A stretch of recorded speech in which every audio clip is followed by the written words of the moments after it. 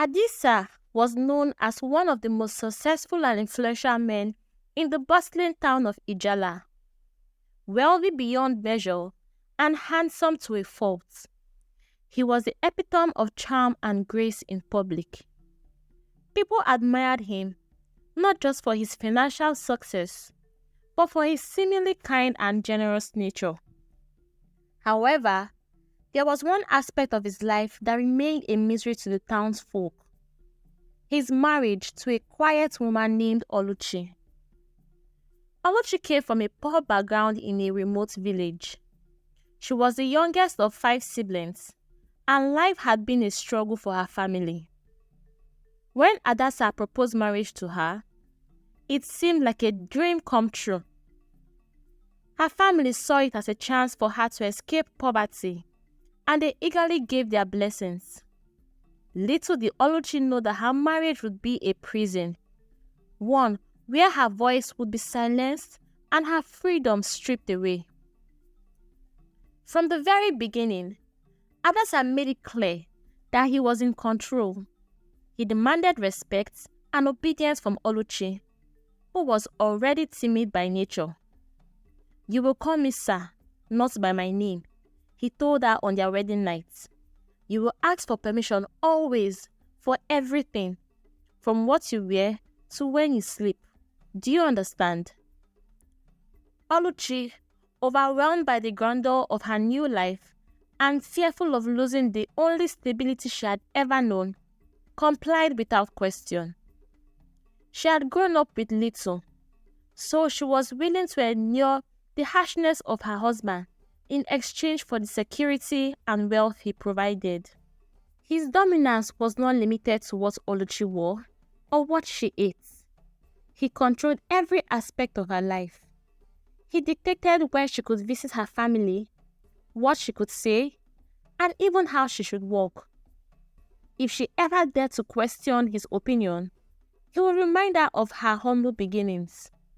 "You should be very grateful," he would say with a sneer.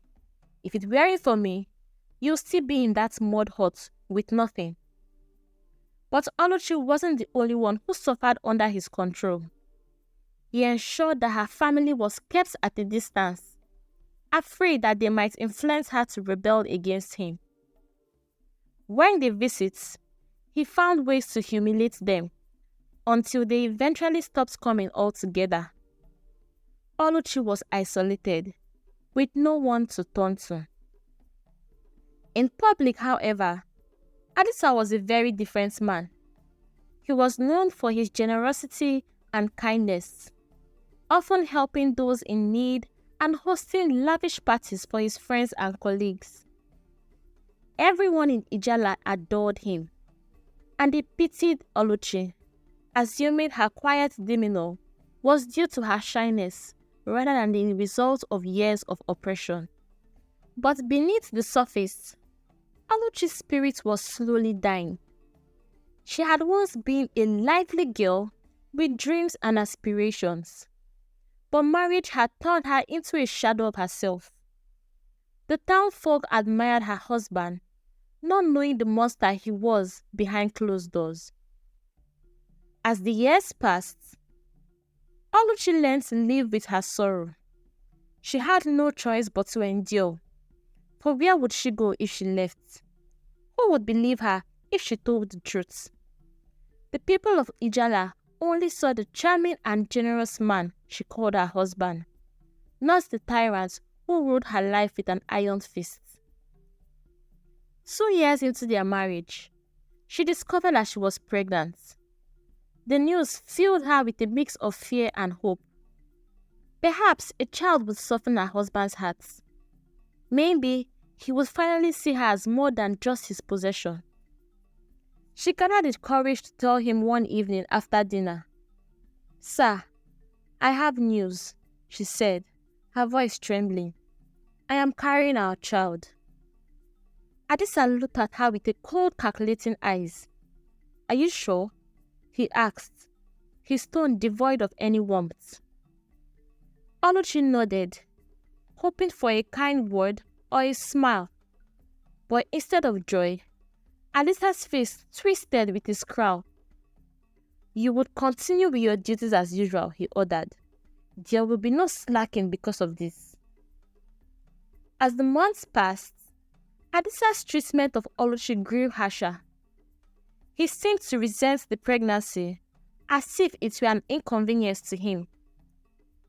Oluchi continued to do all the house chores, cooking, cleaning, and attending to Adisa's every need, even as her body grew heavy with a child. One night, when she was 7 months pregnant, Adisa returned home in a very bad mood. He had lost a significant amount of money in a business deal, and he was looking for someone to take his anger out on. Oluchi, who had prepared his dinner late because of her condition, became the target of his wrath. "How dare you keep me waiting?" He roared at her and stormed into the kitchen. "Do you think you can slack off just because you're carrying my child?" Before Oluchi could explain, Adisa struck her across her face, sending her crashing to the floor. He kicked her in the stomach repeatedly, ignoring her cries for mercy while she tried to cover her stomach. "You are worthless," he shouted as he continued to beat her, "just like your poor stupid family." By the time he was done, Oluchi was lying in a pool of her own blood. The baby she had carried so carefully for months was gone. She lay there in shock, unable to comprehend what had just happened. The loss of her child was like a knife to her heart, as she felt as if a part of her had just died. Adisa, seeing the mess he had created, ordered the housemaid to clean it up. He showed no remorse, only disgust at the sight of the bloodstains on the floor. "My friend, will you get up?" he ordered. "And don't you dare tell anyone about this. Anyways, you don't even have anyone to tell." Oluchi was too weak to argue. She did as she was told. But the pain in her heart was greater than the physical pain she felt. She had lost her child, and with it, any hope of her softening her husband's heart. She knew then that she was truly alone. Despite the trauma of losing her first child, Oluchi remained in the marriage. She had nowhere else to go and no one to turn to. Her family was too far away, and even if they were close, she doubted they could do anything to help her. Adisa had made sure of that. Months passed, and she became pregnant again. This time, she was more careful, more fearful of what might happen if Adisa found out. She tried to hide her condition for as long as she could, but eventually, the swelling of her belly gave her away. When Adisa found out, his reaction was surprisingly mild. Perhaps he had grown tired of beating her, or perhaps he didn't care anymore. Whatever the reason was, he allowed her to carry the pregnancy to term without much interference. Oluchi gave birth to twins, a boy and a girl. The news spread quickly through Ijala, and the town folks were overjoyed. They showered the family with gifts and blessings, and Adisa, ever the showman, played the part of the proud father perfectly. But behind closed doors, nothing had changed. Adisa showed no interest in the children, leaving Oluchi to care for them alone. She was exhausted, haggard, and worn out for the constant demand of motherhood and the abuse from her husband. She rarely ever slept, and when she did, it was with one eye open, fearing that Adisa might lash out on her or even the children. The twins, innocent and oblivious to the turmoil around them, were her only source of joy. They loved her and she loved them as well. But the burden of raising them alone was taking its toll on her health.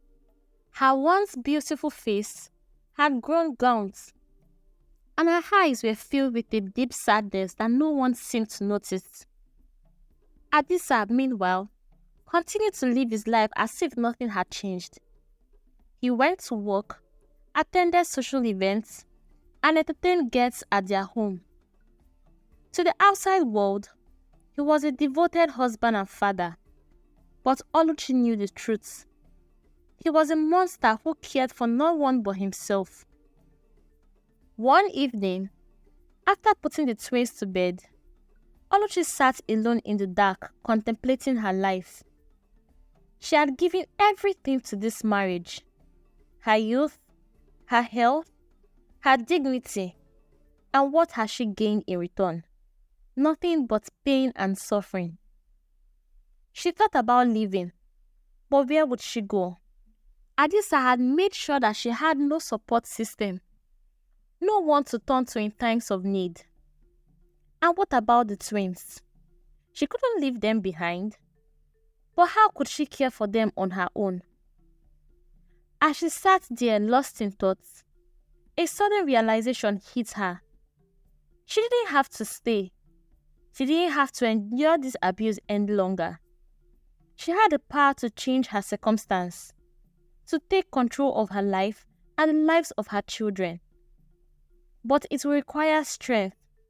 Strength she wasn't sure she had. Could she walk away from the life she had known for so long? Could she face the unknown and start over?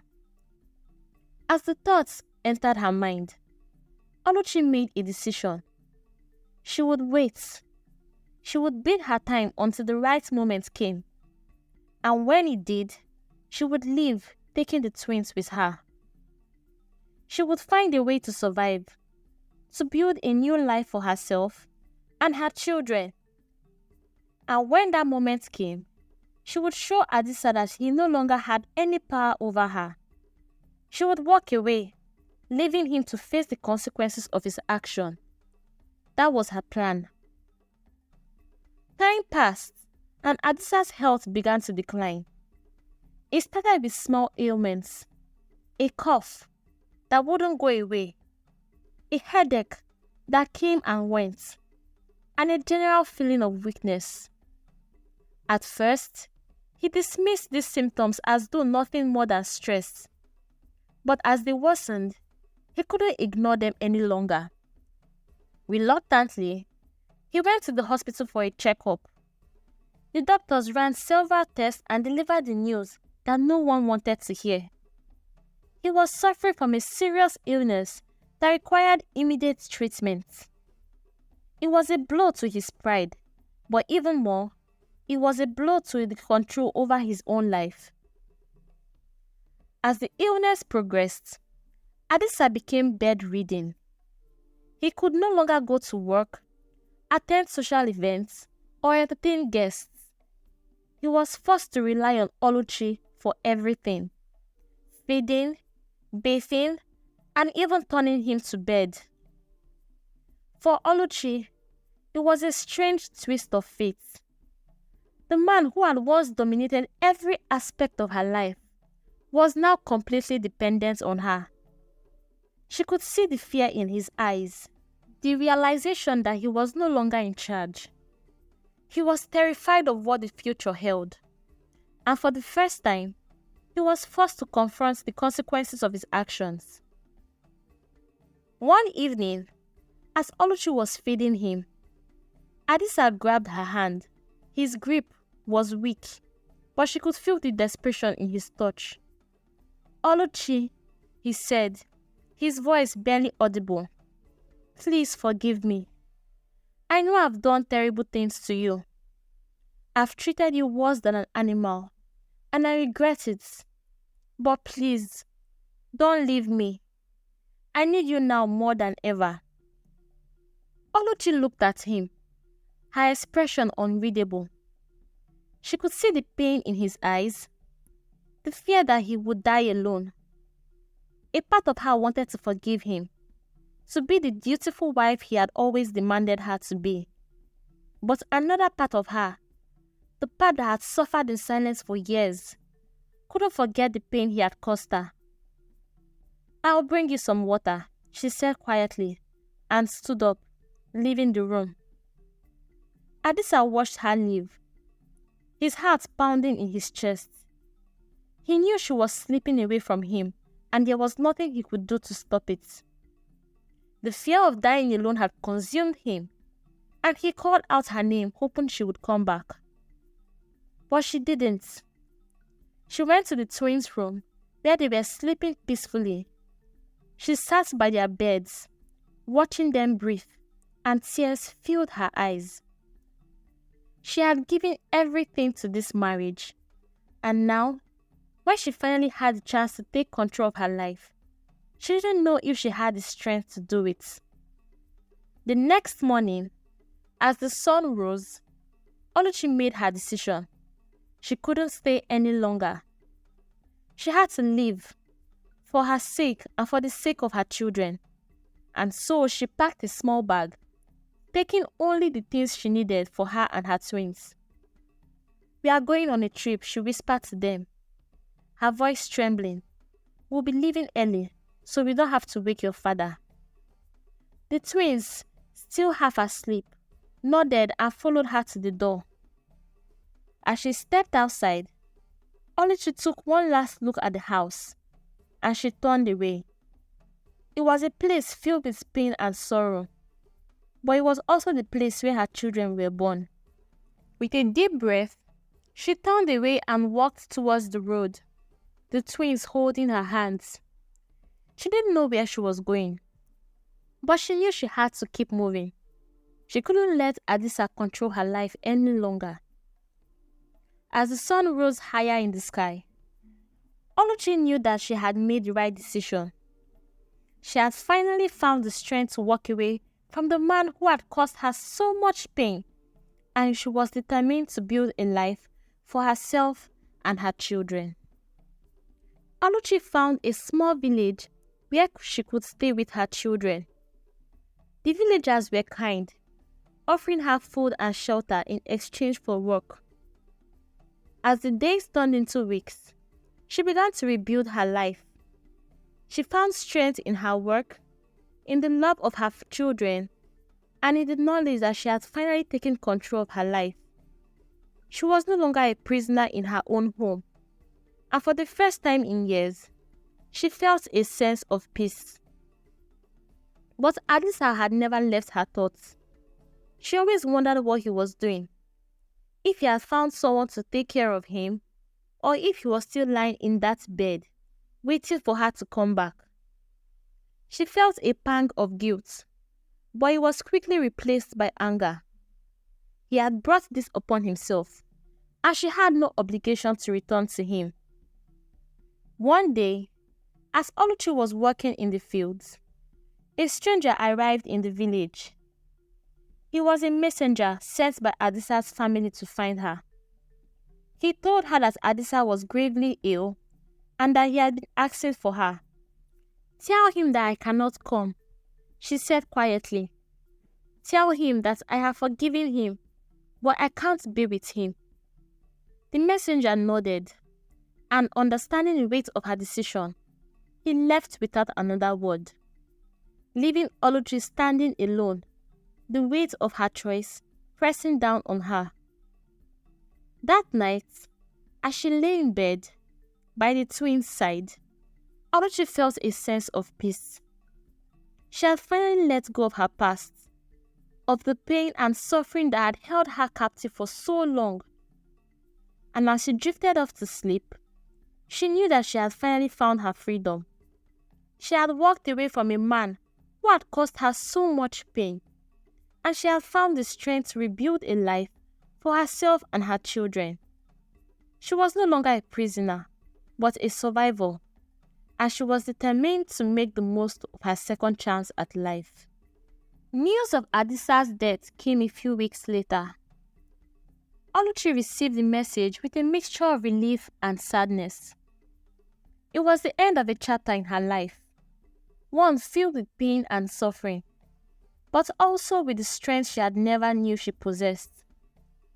The villagers were kind, offering her condolences and support. She accepted their kindness with gratitude, knowing that she had found a new home for herself and her children. Oluchi's story is a reminder of the strength that lies within each of us. the power to overcome even the most difficult circumstances, and the courage to walk away from a life that no longer serves us. It is a story of survival, of finding the strength to stand up for oneself, and of the unbreakable bond between a mother and her children.